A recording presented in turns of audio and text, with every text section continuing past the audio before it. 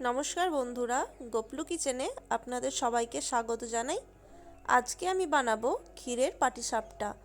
খুব সহজেই ক্ষীর বানিয়ে কিভাবে ক্ষীরের পাটিসাপটা বানাবেন তার রেসিপি আজকে আপনাদের সাথে শেয়ার করব। চলুন তাহলে দেখে নেওয়া যাক রেসিপিটা। পাটিসাপটা বানানোর জন্য আমি এখানে 1 কাপ ময়দা নিয়েছি, ওরই সাথে নিয়ে নেব আধ কাপ চালের গুঁড়ি এবং নিয়ে নেব 1 কাপ সুজি। আমি এখানে চায়ের কাপ ব্যবহার করলাম, সাথে দিয়ে দেব 1 চিমটের মতো লবণ। এবার এই সমস্ত কিছুকে 2 কাপ দুধ দিয়ে ভালো করে মিশিয়ে নেব। আমি অল্প অল্প করে দুধ দিয়ে ব্যাটারটা তৈরি করব। প্রথমে 1 কাপ দুধ দিয়েছিলাম, তারপর অল্প অল্প করে দুধ দিয়ে ব্যাটারটা তৈরি করে নিচ্ছি। এখানে দুধের পরিবর্তে জল দিয়েও ব্যাটারটা তৈরি করা যেতে পারে, কিন্তু দুধ দিলে পাটিসাপটার স্বাদ অনেক বেশি হবে। পাটিসাপটার ব্যাটার তৈরি করে নিয়েছি। এবার ওর মধ্যে দিয়ে দেব 4 টিস্পুন চিনি। আপনারা চাইলে এখানে চিনির পরিবর্তে খেজুর গুঁড়ো ব্যবহার করতে পারেন। আর মিষ্টির পরিমাণটা অবশ্যই আপনারা নিজেদের পছন্দ মতো দিতে পারেন।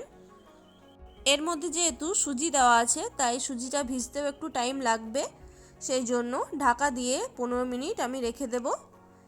অপরদিকে একটি ফ্রাইং প্যানে 1 টিস্পুন ঘি দিয়ে দেব। ঘিটা মেল্ট হওয়ার পর ওর মধ্যে দিয়ে দেব 1 কাপ লিকুইড দুধ। এবার গ্যাসের ফ্লেমটা বাড়িয়ে নিয়ে দুধটা ফুটিয়ে নেব। আর বলে দিই, এদিকে কিন্তু আমি ক্ষীর বানানোর জন্য এই প্রসেসটা তৈরি করছি। দুধটা ফুটে গেলে এবার গ্যাসের ফ্লেম বন্ধ করে দেব।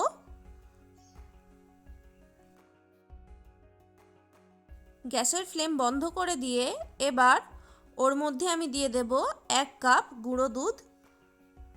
গ্যাসের ফ্লেম বন্ধ করে যদি গুঁড়ো দুধটা মেশানো হয় তাহলে গুঁড়ো দুধটা ডেলা পাকিয়ে থাকবে না, খুব ভালো মতো লিকুইড দুধের সাথে মিশে যাবে।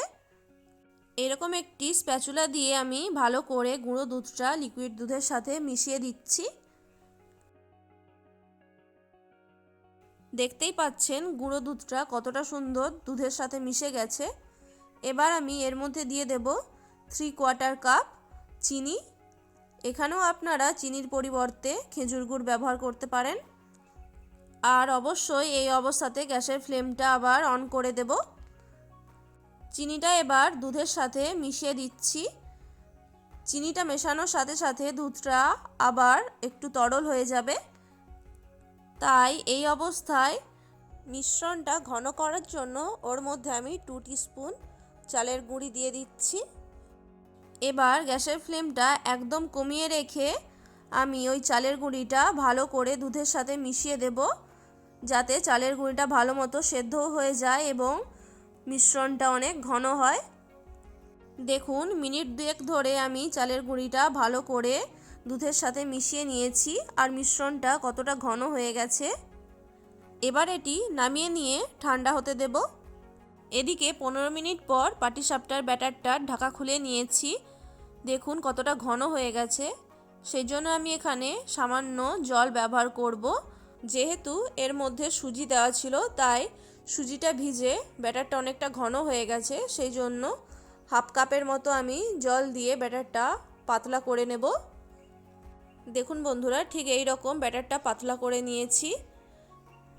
এর থেকে বেশি পাতলা বা ঘন করলে চলবে না, ঠিক এই রকম ব্যাটারের কনসিস্টেন্সিটা রাখতে হবে। এবার পাটিসাপটাগুলো বানানোর জন্য একটি তাওয়ার মধ্যে আমি ঘি ব্রাশ করে দিচ্ছি।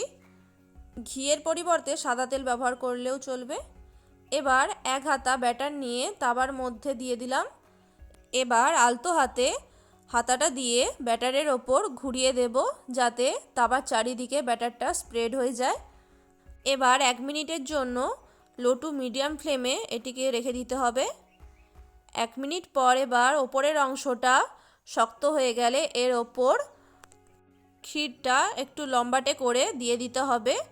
তারপর একটি খুন্তি অথবা স্প্যাচুলা দিয়ে রোলের মতো বানিয়ে নিতে হবে। আপনারা যদি কাজটা হাত দিয়েও করতে পারেন, সেক্ষেত্রেও করা যেতে পারে। আমি স্প্যাচুলার সাথে একটি চামচ ব্যবহার করেছিলাম কাজটা করার জন্য। দেখুন কত সহজেই একটা পাটিসাপটা তৈরি হয়ে গেল।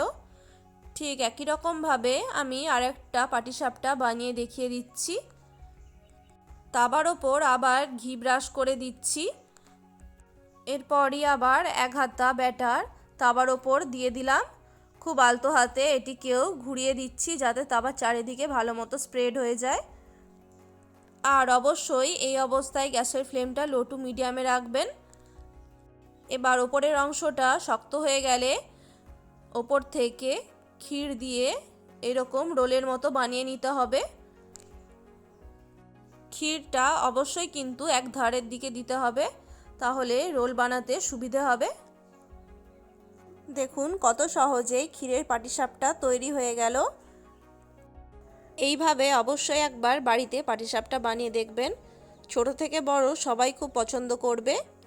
আজকের রেসিপিটা কেমন লাগলো অবশ্যই কমেন্ট করে জানাবেন। ভালো লাগলে ভিডিওটিতে একটি লাইক করে দেবেন। আর আমার চ্যানেলে নতুন বন্ধু হয়ে থাকলে প্লিজ চ্যানেলটিকে সাবস্ক্রাইব করে পাশে থাকা বেল আইকনটি প্রেস করে দেবেন, যাতে আমি নতুন কোনো ভিডিও দিলে তার নোটিফিকেশান আপনাদের কাছে খুব তাড়াতাড়ি পৌঁছে যেতে পারে। ভালো থাকবেন, সুস্থ থাকবেন। রেসিপিটা সম্পূর্ণ দেখার জন্য অসংখ্য ধন্যবাদ। ফিরে আসবো আবার নতুন কোনো একটি রেসিপির ভিডিও নিয়ে।